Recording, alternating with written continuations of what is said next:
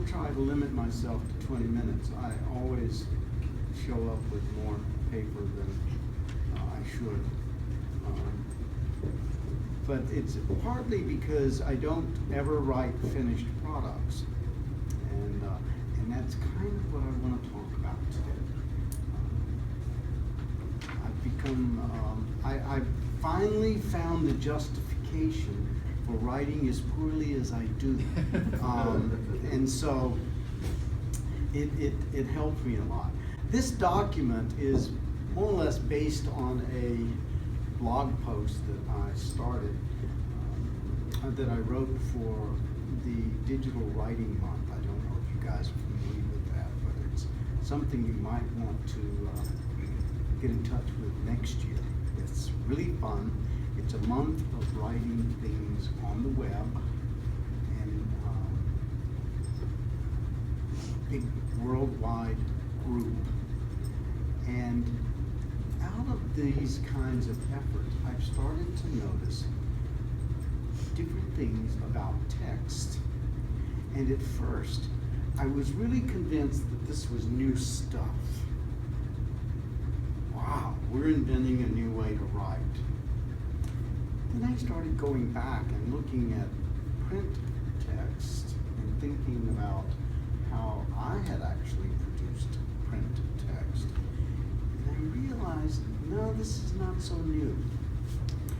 This is actually just highlighting some things that were always there, but because the text we were accustomed to were in a book, we could say, point to a single artifact and say, well, that's the text. And we could ignore all of those other things that had gone on to make that text. And so that's what I'm talking about. And I insist that information technology is changing not only the way we write, but the way that we imagine a text, which can no longer be thought of as a discrete, single, self-contained object that we can hold, analyze, and describe.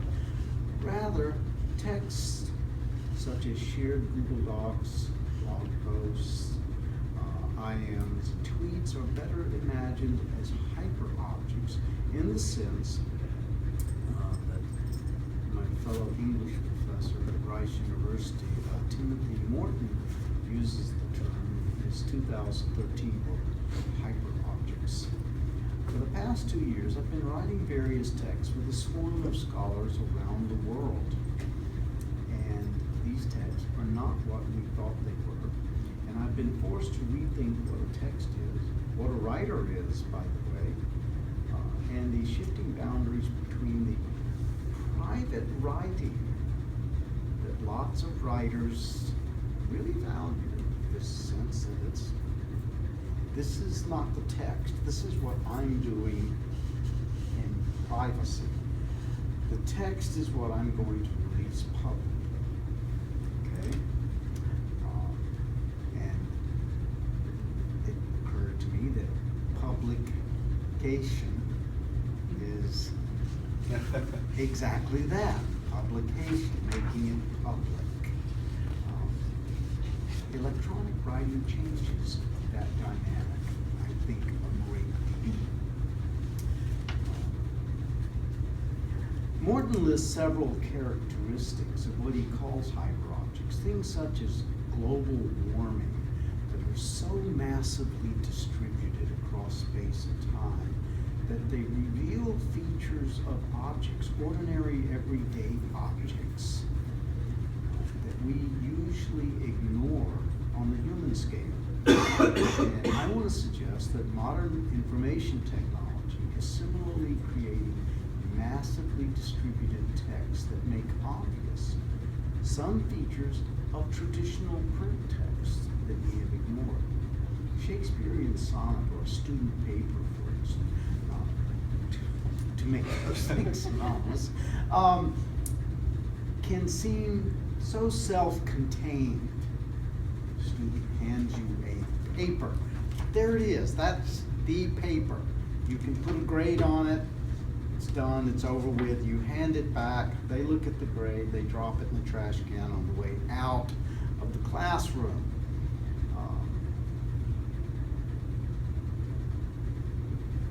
This is not the way texts are. They've never been that way. But we could play as if they were. And it was a very nice fiction for us. Like other hyper objects, text are viscous. They're sticky. They cling to us. Anybody who's written a text or drawn a piece of art knows that it's very, very difficult to get away from that thing. It clings to you. It hangs in there. You can say, okay, I'm finished with that. And then 2 months later, you're working on it again. And it just seems to keep coming back and hanging around. Eventually, you just kick it out the door. And publication sort of becomes a relief for you. I'm getting away from my script, but that's okay. That's what I'm thinking about right now.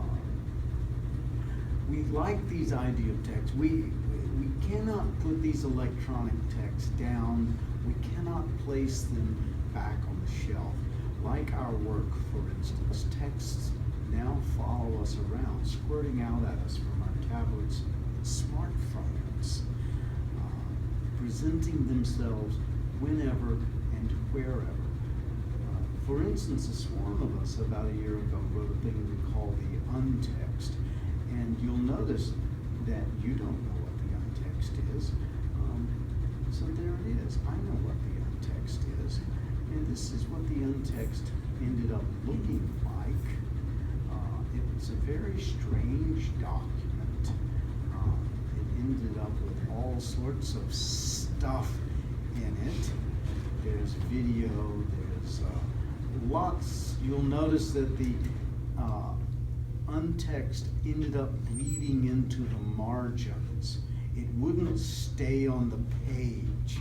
It kept creeping, and it's full of links to other things. And there are people from Egypt, France, Scotland, Canada, Australia. There are all sorts of people in here doing all sorts of things. And we wrote this, and in Google Docs, which is a strange thing in itself, and I'll get to that. But it refused to stay in Google Docs. Rather, it was leaching out into the margins of the document and then out through Gmail, text messages, blog posts, Twitter, Facebook, Google+, and other channels. Someone in Egypt or France makes an edit, and my smartphone in Georgia, USA, would buzz to let me know that it had happened. So where's that text? Where can I put my fingers, collapse the whole thing into an artifact? It's getting harder and harder to do, and it makes less and less sense to even try to do it, to speak of the text that way. I turn about, and there is the untext. I cannot put the untext away, for as Morton notes, there is no away with hyperobjects. Where do you put global warming away? It's here. It's everywhere. It's all over us, constantly, even when we're not thinking about it. Well, the untext was always there, constantly, even when I tried to get away from it, when I had other things to think about. The text is massively distributed across all the spaces and times that I inhabit. It is always already there, to borrow a wonderful term from Heidegger that keeps cropping up again and again. Watch your children or your students with their smartphones to understand the stickiness of the text they are writing with each other.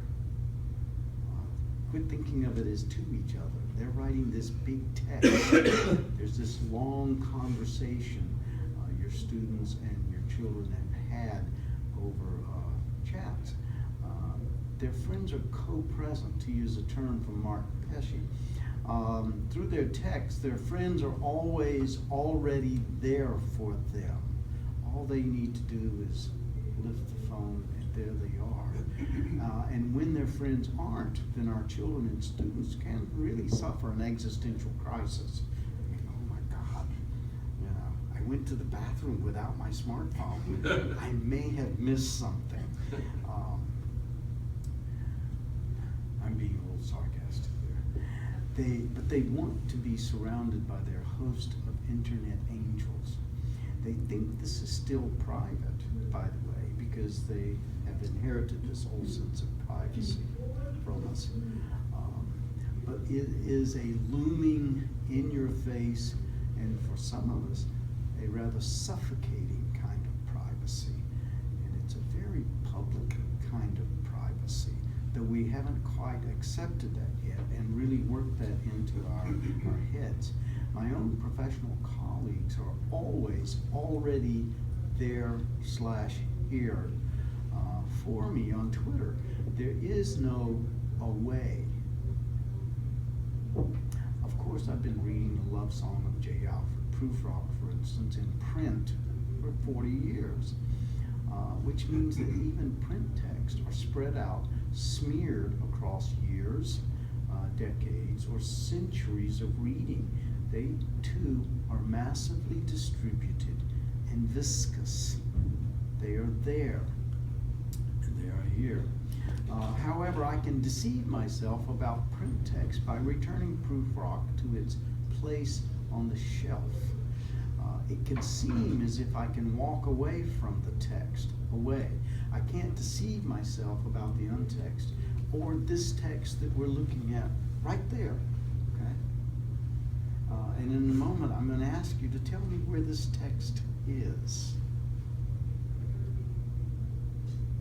Is it here on my screen? Is it behind me? Those of you who know Google Docs know that it's not even on my computer. It's in the cloud. Where's that? How the hell do I know? Okay.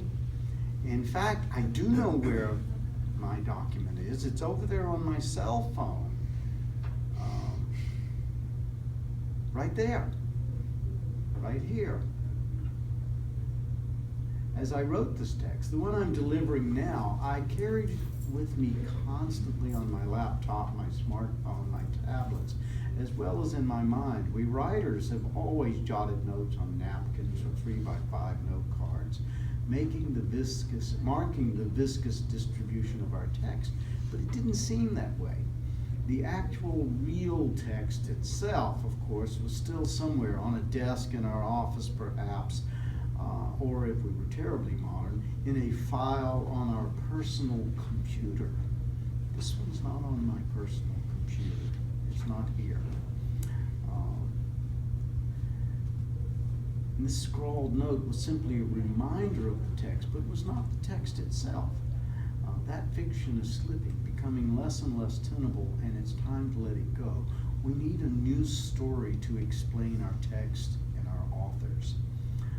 A hyper story in which texts are ever present, ever public, ever outing themselves, explicit, and curiously enough, ever hiding themselves. Now, you'll notice that Stephen Speck's name appears over there on the right. Stephen's part of my text. By the way, this text is on his computer. It's in his Gmail, right there, okay, as well as here. He asked a great question that gets to the heart of the things. There is no more, he talks about how does this hyperobject notion of text map onto the old school notion of verbal discourse about other common texts, for instance, the big text, the Bible, the Constitution, so forth and so on. That's a great idea. And what I realized again is that texts have always been massively distributed. There's a wonderful study by Liz Shane of UC Santa Barbara, who maps all of the connections among the texts on Sefaria, which is an open source database that collects and analyzes Jewish texts, Talmud, the Mishnah, so forth, and it looks for how these things are connected together. And what she is quite clear about is that this is one large functioning text, and that it's been functioning for centuries. Okay, now it had a clunky interface at first. Of course, it was started on papyrus. Okay, and it wasn't so easily moved around, but it's getting better. And what does such a text look like? It looks more like that. And it doesn't even really look like that, but that gives you an idea. That's two-dimensional. It's really four-dimensional. It's spread out over time, that this text has been growing, and it really needs a movie. She hasn't made a movie yet, but I'm waiting for it, and I'll show it to you and send it to you if she gets it done. This is what a text has always looked like, but modern technology has just made it obvious, insistent, and unavoidable. They don't call it the cloud for nothing. There really is no single text, no single discrete author. For instance, note that Stephen is an author of this text.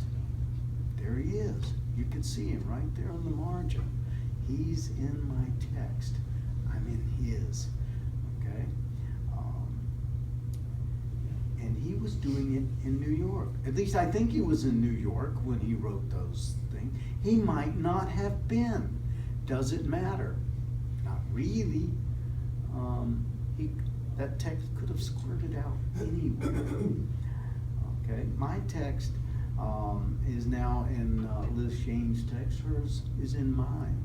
We've always known these cross-pollinations happen, but now they're made explicit, and they're right here, and you can see them. In part, first, texts are viscous. They're also non-local. Stephen suggested translocal or omnilocal. I like those. But Timothy Morton is borrowing non-local from quantum physics.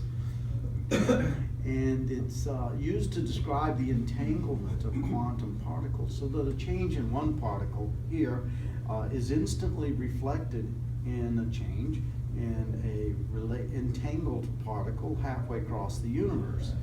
And it's what Einstein derisively called spooky action at a distance. He really didn't like this because he had already shown and demonstrated that nothing can travel faster than light. And yet here were these two effects that were traveling faster than light, and it upset everything. Didn't like that. Texts are spooky action at a distance. They're in the cloud, not actually present in any one location, but smeared and smudged across a half dozen Google, Twitter, and Facebook server farms. They occupy all places and time zones simultaneously. They're co-present, both here and not here, both here and there. My students no longer hand in pieces of paper to me, a discrete text. Rather, they share their documents with me, or they share access, for they don't know where their documents are any more than I do. The last educated guess that I could find evidence for says that Google alone has over 1 million servers spread across at least 25 data centers around the world. So this Google document you're looking at is being drawn mainly from one. Which one? Well, you have no idea, neither do I. And I also know that it's not the only copy out there. Google spreads them around. so that there's redundancy, so that they never lose it. So it's smeared all over the world, okay? And if my friend in Egypt decides she wants to edit this, she will actually edit a copy that's closer to her in Egypt. And then Google will do its magic and they'll all synchronize, okay? But it's no one place, okay? So I have no idea where things are. When my swarm composes a Google Doc, and he may not know it, but Stephen is now part of my swarm. I'm part of his, and edits come from elsewhere. They're non-local, multi-local, translocal, pan-focal. I like that. That works for me. My text morphs before my eyes or behind my eyes. My sense of myself as a writer, once an object like a text, is undermined, decentered, smeared. I become, as Kevin Hodgson says, he's one of my swarm writers, by the way, I become editable.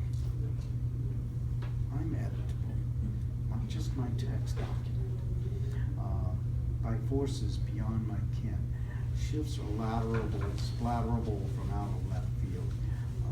Even as the text zooms in to me at my fingertips, it recedes from me into its inky depths like an octopus. Ink hides as much as it reveals, and so do electrons. Okay? And I'm running out of time, so I'm going to stop with that. And here's what I'm going to suggest to you. That, and this makes the connection with public-private most obvious. In a sense, hyperobjects, the hyperobject of text, is out in public, okay, in ways that we do not expect. And yet, at the very moment that I focus here, the nature of focusing, and we can get into Heisenberg's uncertainty principle if you really want to, but what it says is other things recede. And so what is brought into the public necessarily pushes other things back into the private. Okay, it doesn't mean they have to stay there, but what it means is I can only see so much at a time. And when I see this, I necessarily cannot see that. Heisenberg says when you can accurately describe the position of a particle, you can no longer say very much about its velocity, because you just can't focus on both of those at the same time with any degree of accuracy. And if you get the velocity right, you've lost the position, okay? And that's the nature of the universe. It's always that way, even with our texts and with ourselves as writers. So you see this right now. My probability wave function has been collapsed into this today, into this text today. But there's so much more here that you missed. I'm going to stop.